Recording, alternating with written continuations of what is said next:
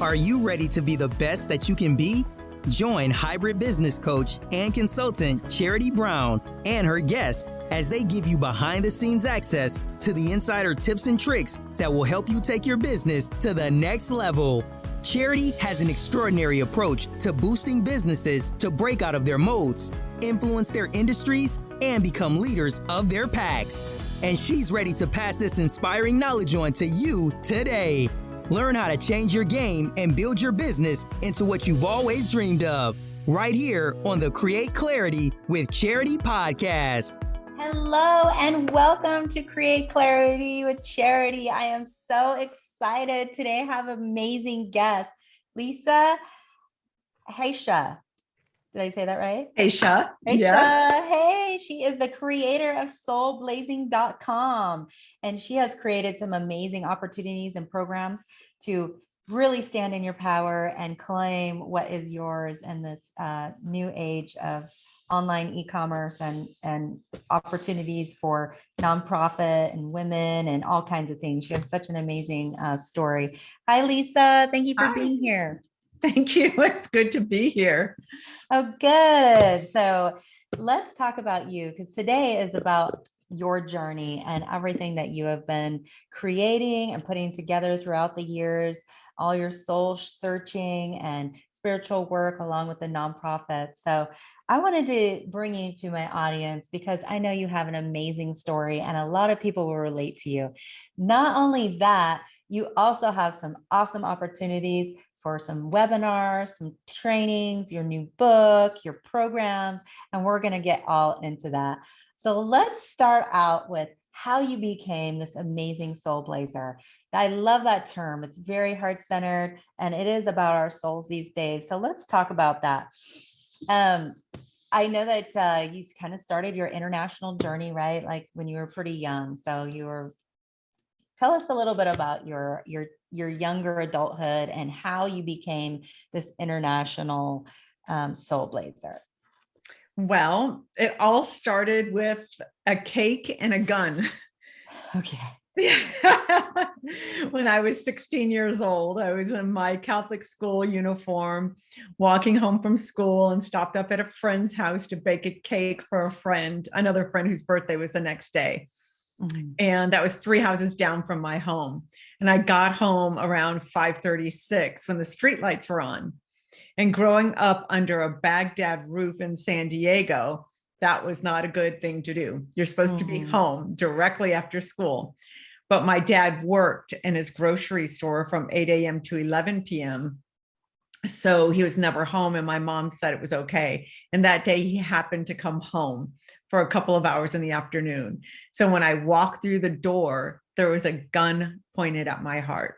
Oh, wow. Mm-hmm. And my dad was my hero. Yeah. Wow. Yeah. That's when you traumatizing. Respect. Mm-hmm. Yeah. Well, so the fear was really flaming in you, right? You felt no, it wasn't so much fear because I didn't take it in that way. I just took it like, because he was never done anything like that before. And we always had a good relationship. He was strict, but I took it as, how could he even just do that? And I was like, what are you doing? And my mom's saying, put that away. And what's going on? And he's like, send her to an orphanage. She's got to go to an orphanage because she might affect the other girls. I'm one of 5. Oh, wow. And then that struck me because I was really a daddy's little girl and I loved and respected him so much. And he kept saying the other is bad.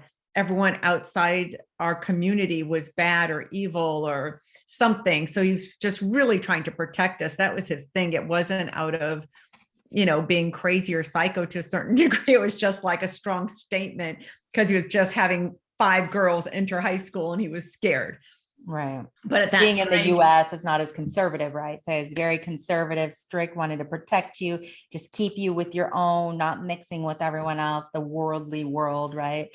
Yes. Yeah. And he grew up in, Iraq. So he was used to guns and wars and all that stuff. So it wasn't as shocking to him as it is to us, like, what, a gun? So anyway, it's all in perspective. But at that time, it affected me and it changed me completely. It made me be curious. Who's out there in the world? Who are all these people? And who are these people I'm supposed to be afraid of? So that's when I started hitchhiking a lot, sneaking out the window, hitchhiking, and would only get in cars with like Hell's Angels types. And when I get into these cars, I would ask them questions. Who are you? Why does my dad say to fear you? Why do you have long hair? Why do you have tattoos? Why do you have piercings?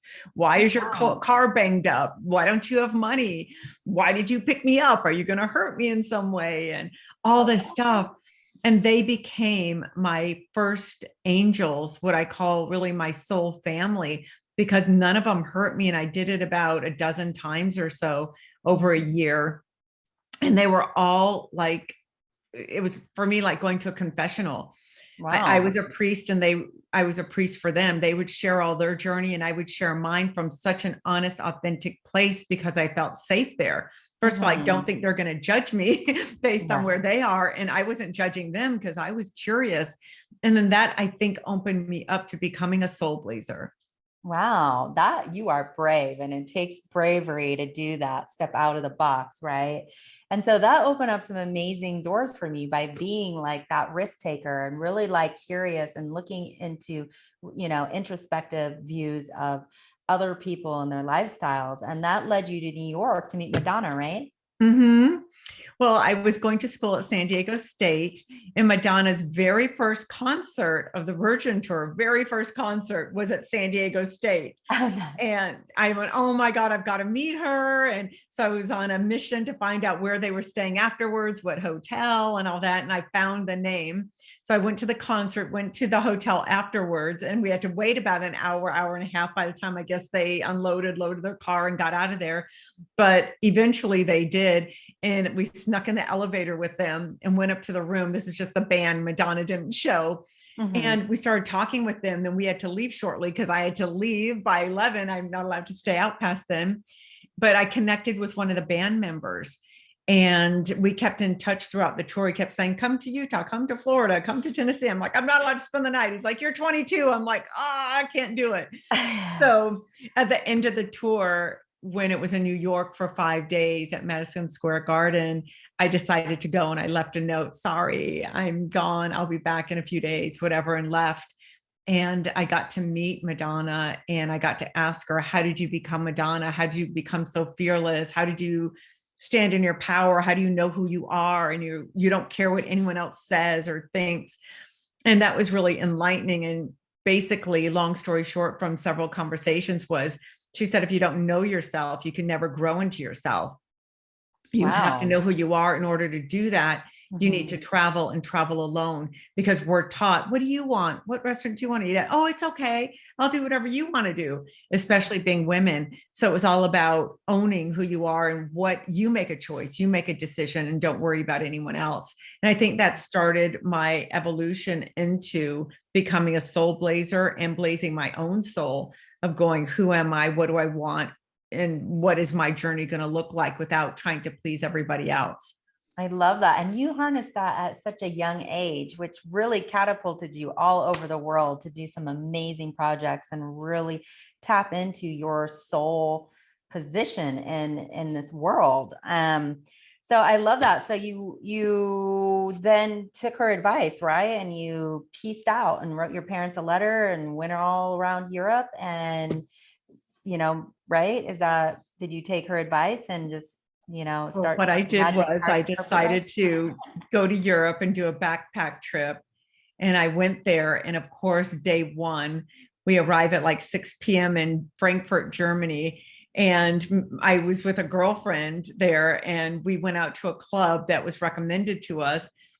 And then at around 11 or 12, she said, let's go home, because she had an itinerary where she wanted to go to the temple first thing in the morning at 6 before the lines. And she wanted to see this and this church and that, all the cultural things over there. And I'm like, no, this is my first time away from home. I want to stay out to do whatever it is I want to do, taking Madonna's advice. So I stayed there and she left, and I stayed there till like 4 a.m. and closed the place. And the last guy I was dancing with, I'm like, oh my God, my friend is gone. And we just had one purse. She had the purse with my passport, my money, everything in it. So I'm like, you have to take me home. So he took me home, and he was a pilot for Lufthansa. Oh, wow. And he ended up tracking who drove her home and got her back to his place. And anyway, so it started off like that. Then one thing after another happened, because it was like, I'm a, first time traveler, come get me, I'm victim. Totally I got stuff vulnerable, stolen lost. twice. I got this done, that. It's like everything that could go wrong did go wrong.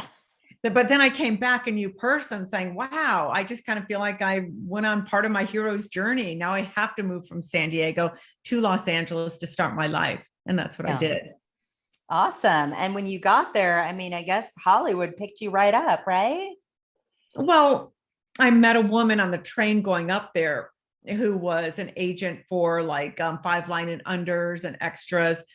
And she got me a commercial, which was an extra in the commercial, which was going to pay like $50-$60 that day. And they ended up giving me a speaking part. And it was because they needed something else in the scene. Oh, we need somebody. Okay, you come up here. And it just happened to be me. And it ended up being a national commercial for Bank of America. So I made a lot of money, like 25 grand, like right off the bat. And then residuals for about 2 years. So that was really exciting. Cool. And then I started going to the Groundlings, Lee Strasberg Institute, and finding my way through. Mm-hmm. That's amazing. So you did a lot of actressing and modeling and got into your creative that way, right? With the education. And then were you kind of like in the box? And I think you were saying something about that you kind of lost the fire and maybe, things started declining, or you really No. I was thrilled. I was having a great time. It was wonderful. But my upbringing was that you had to be conservative and you can't shame the family.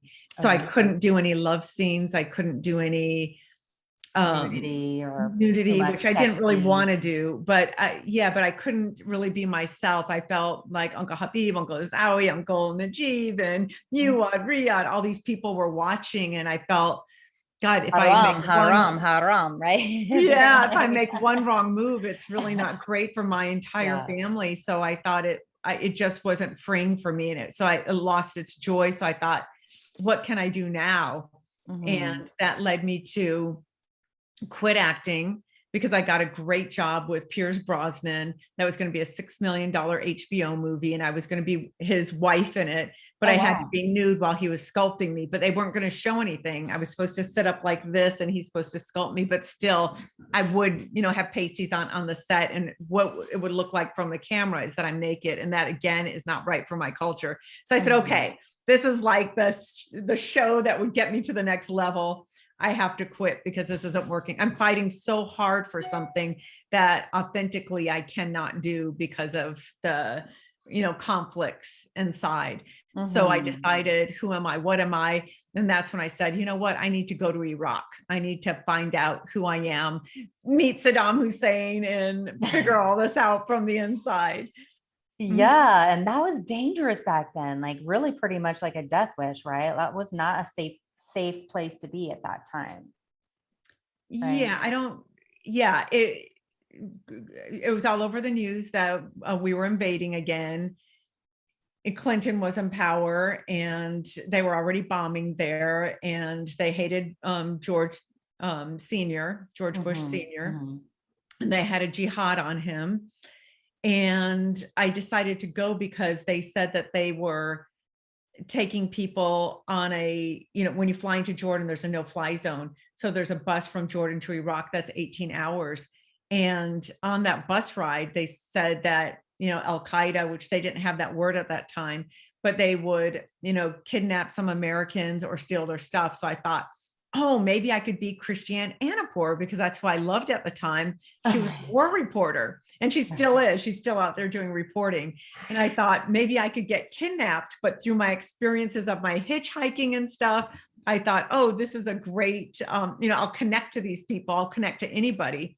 Mm-hmm. So I said I'll get kidnapped, and then I could co-write a book with them, and then I could get it published. Then I could be the next Christiane Amanpour. Wow. And yeah, so I went there and I set myself up, and I had my fake Louis Vuitton bag and my cubic zirconia, and I had it all there. So when they came to me, I'd say, "Oh, look at this! Oh, here's my diamonds! Oh, here's my Louis Vuitton! Here's my, visa." And they were all so nice, and nobody did anything. And I went to the VIP section to check in. Nothing. They weren't taking the bait, huh? No, and then I stayed there a month, and it was just a really great experience. And I was on the hunt to meet Saddam Hussein or his kids to interview them. But I got to go to the expatriates dinner and meet Taha Ramadan and Tariq Aziz at that time. So I got to talk to them, and that was really interesting. And that was like life-changing, because that was, very topical at the time. And you do have some really amazing footage of that, right? I think you have like your story. Is it on your YouTube?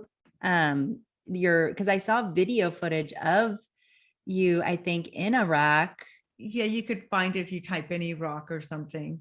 On your YouTube? Yeah, I'm sure it's there. Okay. It's just really amazing. So any of the audience out there, if you really want to see what she's talking about, she's done some really amazing documentaries live in Iraq, helping and getting connected with, orphans and like the Whisper Project, right? Is that what you created while you were there? Well, when my dad told me I'm sending you to an orphanage when I was 16, when I went there, we're Christian Iraqis. So I went to this town of Tilkef, which is where the Christian Arabs live. And all they had was a school. They had a bunch of caves, and you could hit that arrow button. This one? Nope, all the way to the end. Yep. Yeah, there it is. The Raw Truth of Iraq. The green one. Yep.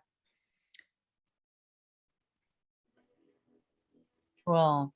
Yes. So yeah, I mean, we could watch this, but I don't know if everyone will be able to hear the message, but it's really fascinating what she did, like live with her camera as a journalist, getting right in the face of adversity, right? Yeah, this is the wrong video though.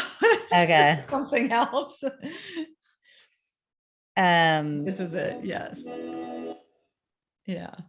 So you guys take time to go to her YouTube, Lisa Hasha, and Aisha, and she will show you frontline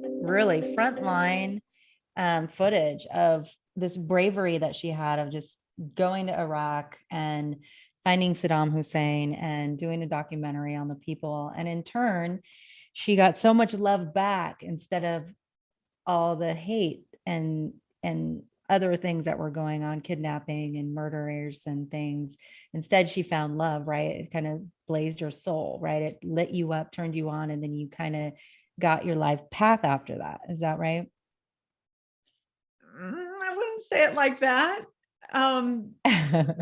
Well, what happened was, to continue, I was in this town of Tilkef, and I was with a friend there who was born there and moved from there to Michigan at age 4. And she wanted to go see her home. And my dad happened to live right down the street, because that's where all the Chaldeans live. And they're all caves that were right next to each other, and they sleep on rooftops and stuff. So we went and knocked on that door and got a tour of that. And then we got to go and travel a little bit around this town, which is so small. It just has like a hospital, a church, a school, a little grocery store, and an orphanage. And I thought, that's the orphanage my dad was thinking about when he was going to, send her to an orphanage, those words. So I went in there and I started talking to the children, and I was saying, this one was saying, why are you here? Nobody loves us. The Americans keep bombing us. My father died. My uncle lost his leg, all these different things. I'm like, no, we care. That's politics.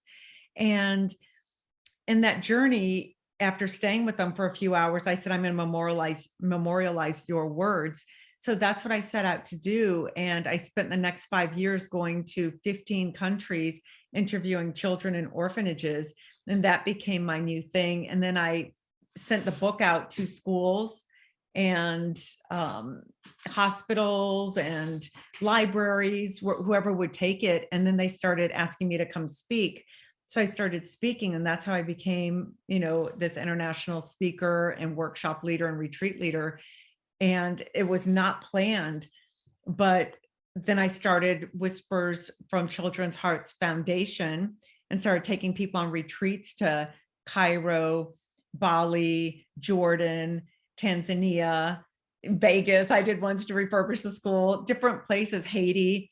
And, I would take from 12 to 40 people, depending on what the accommodations could hold.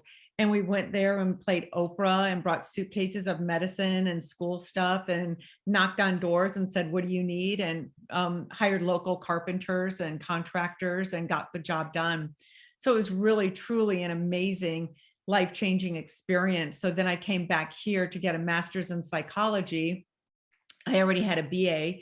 And then with that, I just started setting up shop to work with more people here. And through my acting experience, I started working on television sets and working with actors and difficult actors on the set and whatever issues people had. And then from there, I just started creating my own stuff. And I went to Chowchilla prison as part of my 3,000 hours. And from there, I worked with a bully in the prison. My last day, we were hired to be there for 4 days. And my last client was this really intense woman with a shaved head and a black tattooed snake coiled around her head and down her arm. And she was just so mean, saying, who are you? Who cares about you? How can you ever relate to my story? We live completely different lives. And by the way, I hate your stupid suitcase or your briefcase. I'm like, I hate my briefcase too. I brought it here to impress you. And then we connected on that level. And then we started talking. And after about 30 minutes, I stopped doing what I normally do. And I did the blazing, what I did hitchhiking or did in my travels around the world. And we just connected. And she said, you just blazed my soul. And then that's how I got my name, Soulblazing. I love that. And that is just like, that's really where everything starts coming into play. So we're like, what is Soulblazing, and what have you created here that is so phenomenal? It's like really giving women a voice, really giving, people a strategy in being their more authentic, true self and really claiming their path in life. Right. Yeah. So everyone out there, soulblazing.com is Lisa's website, where she has an amazing set of books, coaching material, speaking events, media, blogs, and all kinds of resources for us. So Lisa, let's talk about your business, because now after all that and all that gathering, that foundation, that lovely foundation that you've built of truth and authenticity, and then kind of, anthropology in a way, studying humans and culture in all different countries and really developing relationships with people that were like totally opposite of you, and being able to connect with them is really amazing. So let's talk about your programs. And I know you're a lot into nonprofits and doing things for others. I mean, that's your mission really, is you're a giver and you give out the secrets, right, to heal ourselves. So let's talk about that. Let's talk about, after going to 70, 80 countries and sharing that, what are the secrets to healing ourselves? Well, if we want to talk about maybe the top 3, because there's so many secrets, because we're all so unique and such individuals. But the main secret is know yourself and be yourself, because everyone else is taken. And the only way you could be yourself is if you take the hero's journey and go out to discover who you are. Because if you don't do the work, you can't get there through books. I read many books through getting my bachelor's in psychology. Information is there, but it's just more heady. You actually have to get it in your body, get it in your cells. And a good way to do that is to write also down your declarations of who you declare yourself to be. And I started with 15 of this is who I want to be, I am, and then you make a statement. And once you start saying that every day, and then I recorded it and I listened to it every day. And when you do that, you start to become it. And then you have to go out, I say the 5 things in the morning to do. So if you have your morning routine and you do something for mind, body, heart, soul, and for yourself. So I'll walk out barefoot in the grass. I will meditate. And all this could take 5 minutes or it could take an hour, depending on the time you have.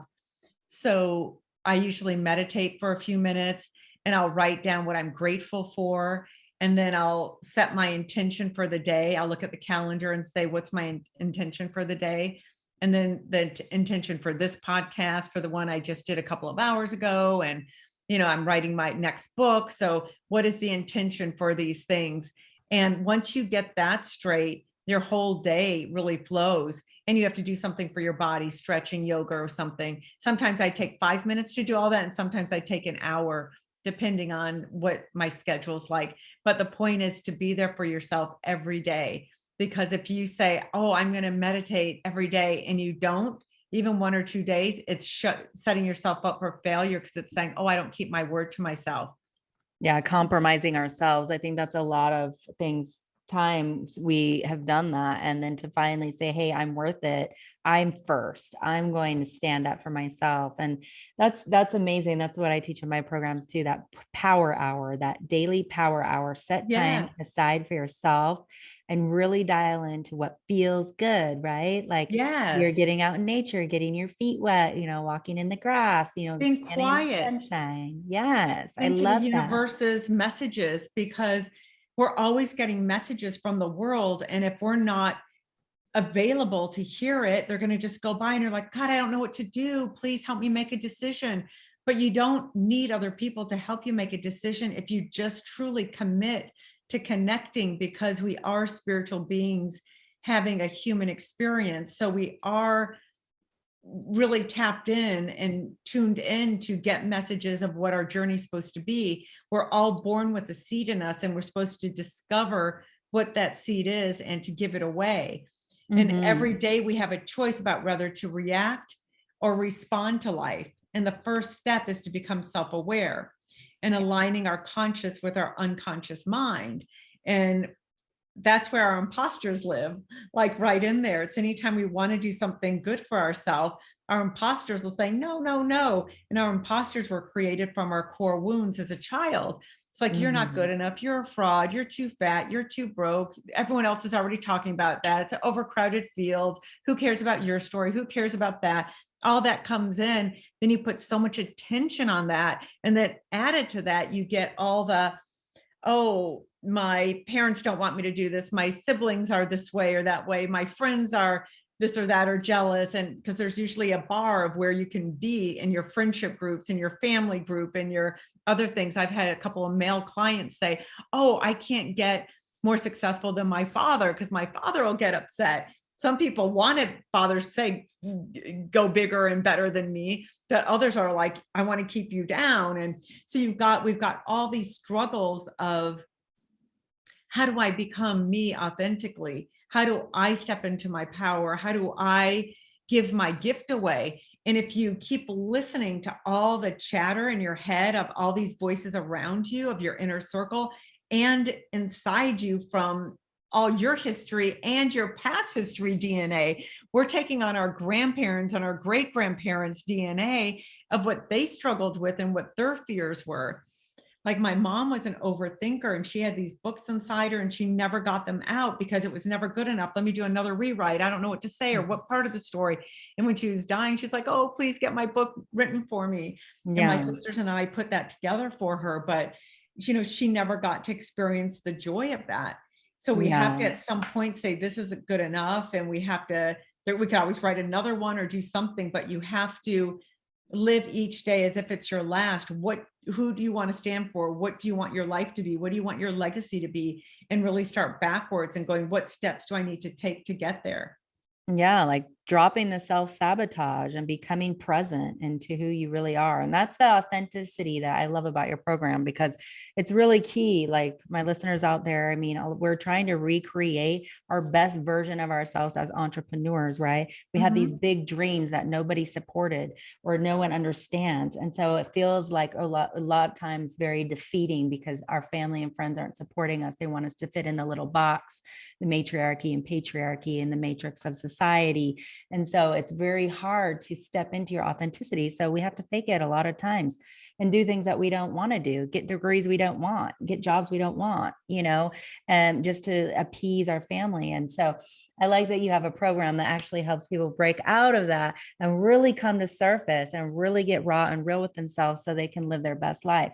So it can be very uncomfortable, to become present in your body when you feel like maybe you were a pawn for a long time or just a human doing and not a human being, and being our true, authentic, lovely self. So I love what you got going on here in this amazing new book that you are launching March 8th. So it's almost 2 weeks out. Everyone, Soulblazing is available for pre-order on Amazon, on her .com.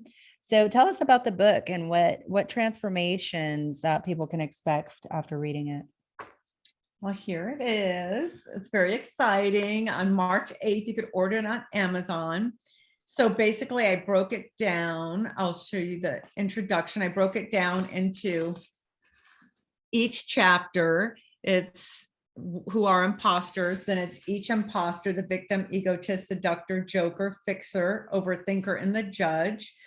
And it really gets into the superpower and the saboteur of each imposter, because every time someone wants to do something in life, they have that voice in the beginning of I'm not okay, or they get imposter syndrome if they actually make it, saying, how did I make it? And I hope no one finds out. And I found this to be true with some of the biggest stars that I worked with on TV and that I interviewed. These are some of the most successful people in the world. They're like, but I'm still waiting to be found out, and someone's going to kick me out and say, wait, that wasn't supposed to be You're you. Exposed. No. Yeah, exactly. And it's so funny to me. It's like, oh my God, after all these years and after all the work you've done, this body of work, and you're still an imposter. But that's how deep it runs. So then they find me and they may be rich and successful, but they're not happy. So I try to help them blend the two. So once you get your imposters in alignment with your authentic soul, that's where nirvana hits. And that's your sweet spot. Is that the imposter model? Sorry, I want to tell people how they can go get to know their imposter, because we all have one. That's on your website, soulblazing.com, imposters. And the test, there's a way that we can actually see which one is talking to us. And right, where is that at exactly? What was what? Oh yeah, here it is. So it is under about, right, the imposter model. And then we can all kind of get to know this voice in our head that it continuously tries to self-sabotage us. And if you touch one of the imposters, you could just roll over one. Go over the the victim, the seducer, the fixer, the tells judge, a little bit about him, joker, a little soundbite about him. The overachiever, or the overthinker, the egotist. Yes. So it would be good, because I mean, I think we've all of us have to be honest with ourselves. We've all had this voice in our head at times in life. Probably one of these, we probably experience all these imposters. Yeah, all at different times, or you grow out of one and another one becomes dominant, or depending on what you're doing. And so they're all really valuable. Yeah. And then the authentic soul, let's talk about that. The peacemaker, living in the moment, believes that sometimes greater than itself, joyful, forgiving. That's how I feel right now. I just want to be joyful and forgiving and just move on, because I think a lot of like you said, the healing is in the trauma that we actually face head on, and then the imposter goes away, right? Because this is all from past woundings of these beliefs that we have that live inside us that we have to kind of reprogram, right? Yeah, they don't go away. I think they are a part of you, just like the DNA of our relatives and ancestors are a part of us. But what you can do is you could acknowledge them, befriend them, see how they're affecting your life. That's the difference between what I do and other people do. Usually people talk about the ego or your shadow, but the ego is so big. So this is the ego basically broken down into 7 segments. So you could say, oh, I use, seducing people to get what I want. Oh, I really judge people and make them feel horrible, so I feel better. That's how I get what I want. I throw people under the bus and use humor to get what I want, being the joker. I procrastinate. I keep saying, oh, I'm going to do this, I'm going to do that. And So I feel relevant and that I'm loved, but basically I overthink myself to death and don't get anything done. So this cool quiz, what is this imposter quiz? It shows you who the dominant imposter is, who's governing your subconscious mind and Yes, beliefs living about on the yourself. stage of your brain, making decisions for you when you put your foot in the mouth or you sabotage a relationship, or get fired or say something. It's your imposter fighting back because it doesn't feel seen and heard. And think of your imposter as your wounded inner child from that core wound. And if you start writing, one of the exercises I give that's actually in the webinar online that you could buy. Oh yeah, where's the webinar again? Let's make sure everyone in the audience can go check out the webinar at soulblazing.com on coaching. Soulblazing webinar. Yeah. Oh, cool. $97, 10 video series. And then it's 10 classes that you get, 10 tools and exercises, and you get 2 meditations with that. Nice. So we can kind of reprogram these imposters, right? Because I think mine have chilled out quite a bit from when I remember when I was in college and owning my restaurants. I was constantly beating up on myself, and the imposter was robbing me of all my joy. So, and constantly living in that, trying to prove yourself and, prove everyone wrong and overachieving and nothing's ever enough and Correct. all that stuff. But if you do the work, right, like your programs, you can kind of make friends and kind of reevaluate what that imposter is saying to you. Yes, absolutely. It really does help you with your limiting beliefs, and it helps you really get in contact with your subconscious of what is the programming that was there when I was born, and then what was added throughout my life, especially in childhood. Like my older sister, I'm one of 5 again. First of all, I came out a twin, and my dad was wanting a big, healthy boy. That's what they told him we were. So he already had 2 girls, and he's Middle Eastern. He wanted his boy. Yeah. 2 more girls. So it was like, whatever, I'm busy. And then when I was 2, my older sister got into a car accident, was in the hospital for a year. So all the attention went to her. So, I mean, those are core wounds without me even knowing they're core wounds, just by energy of feeling things. So you have to go back. And when something happens in your life, even if you're reacting strongly to a relationship thing, if you take a pause and write down which imposter and name the imposter, once you give it a name, you could, claim it, then you could heal it. So, Mary, whatever, if whoever gave you that imposter, whatever you think, if it was your mom, oh, I felt abandoned by that. Talk to that imposter, and then authentic soul, imposter, authentic soul, and have this dialogue, and wait till your authentic soul actually speaks to you, and just translate what your authentic soul is saying, because it knows everything. It's all wise. It's the sage, and your imposters are your little human that is just living in the moment. And I just want to eat that cake because I want it now. And I want to have sex because I want to feel loved in this moment, or I want to just ditch school, whatever it is. And your authentic soul is a visionary saying, no, no, no, no, no. Remember, before you arrived, your life plan is to become this, stay on this road. So they're always fighting with each other. So until you go, okay, let's meld together and let's go on this journey together, holding hands. And I'll accept your dark side, you accept my light side, and we can take this journey together. Then you're in the sweet spot, and your life will unfold in a way. You won't get rich and be miserable, or then lose all your money, or make bad decisions and have everyone take advantage of you and all that kind of stuff. Life will just turn out more well. You'll meet your dream life partner, and you'll, everything just unfolds. I've done this so many times, thousands of people. And when you read their testimonials and hear them, and when you go back 10 years and say, whatever happened to you? And if they followed this program, it changes your life, because it changes your thinking. And almost all the other programs teach that, oh, you have to get rid of it. Even you just said that earlier. Oh, you get rid of it and then you get to move on. And I don't believe you could get rid of it, because it's a part of you. And when you get rid of it, it's almost like saying your wounded inner child isn't worthy. I'm getting rid of that girl.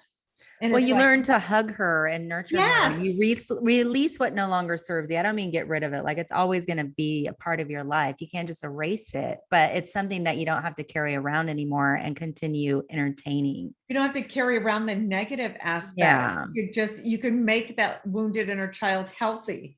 Yeah. And when you make that aspect of you healthy and you've given it love and you acknowledged it, then you could go, okay, now we're on the same path, because all that aspect wants is to be seen and heard, because it was never seen and heard. And now your adult self is going, now I'm taking over, but your little self is saying, but I never got my chance.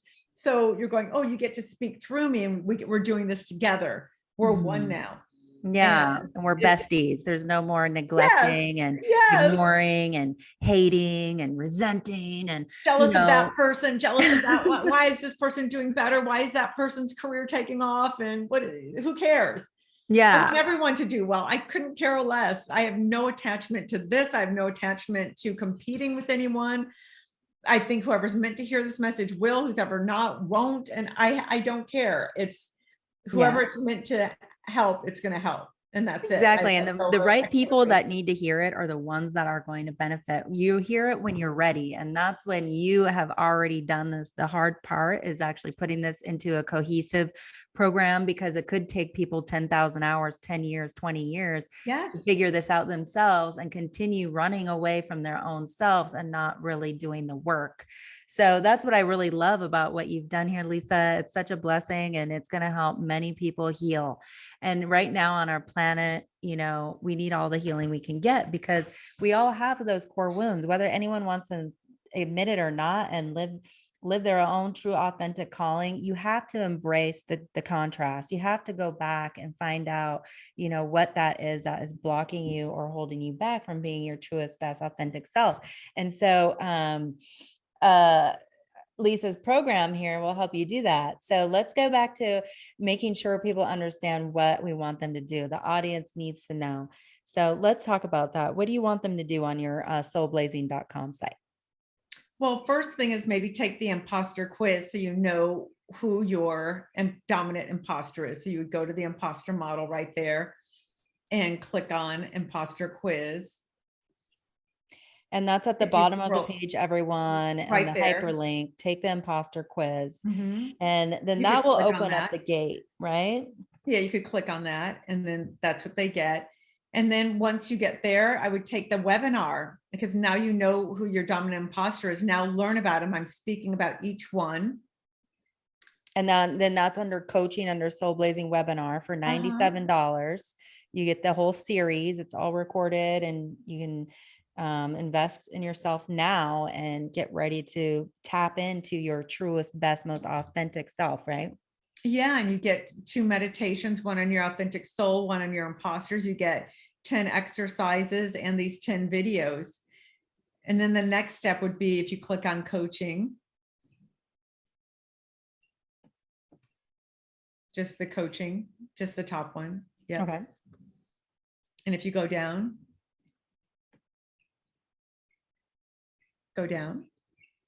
join us live. Oh, nice. Join us live. That would be the every next Thursday. step. And you could click on the video to learn more. But it's basically, you're on a Zoom call with me. We're doing that once a week. I've got 4 going right now. We've got one in Berlin, one in Ireland, and 2 in India. Oh, nice. Yeah. And so how do you register for those? You contact us right at contact where us. it says Okay, join got us. it. Cool. And then that's a way to get to the next level, to explore more at a cost-effective price. And then if you want more, there's privates. And then if you go back to the other page, there's privates and there's VIP events. Click on coaching. Awesome. Go I all the love way your down. branding and your marketing. It looks so nice and polished. It really is beautiful. You go And all your the way mission down. to help other women, really. Yeah, right there. That's the private coaching, and right above cool. that, if you go right above, right there, I'm going to be doing soul salons with other healers and thought leaders like Joe Vitale's and Deepak Chopra's and different people. And that's going to be a higher end ticket that we're doing it at a beautiful resort. And it's a 4 or 5 day experience. So Awesome. there's So always live ways to get events. deeper, and yes, Mhm. yeah. I love that. Yeah, I was just back from Tulum from our little event that we had, our dialing into our best self and claiming the inner fitness and getting dialed in for 2022. So I recommend everybody really get at least one event on the calendar for the year to where you're going to nurture your soul, tap into what your heart's desire is, what your true passion and your mission is, and really explore what makes you happy. Because I know at times like this and COVID and just being business owners, and that we forget about how important we are as the CEO or owner of our business. And we're not doing ourselves any courtesy by ignoring what really makes us happy deep down inside. And addressing things that maybe we've avoided our whole lives, and once we do look at the contrast, go to the dark, which brings the light. So I think Lisa's programs will help do that. So I really love that you're on here today, Lisa. You guys can also check her out on Facebook. Lisa's on Instagram, YouTube, and LinkedIn, and connect with her and see if you can find out what program she has or opportunity that can help you evolve.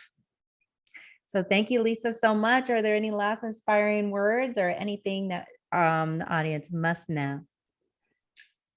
Well, the main thing I say is be yourself. Everyone else is taken. And when you're yourself, you can make shift happen, which is my tagline. Yay. That's all we have. And we can't make shift happen if we're a fragmented self of what everyone else wants us to be.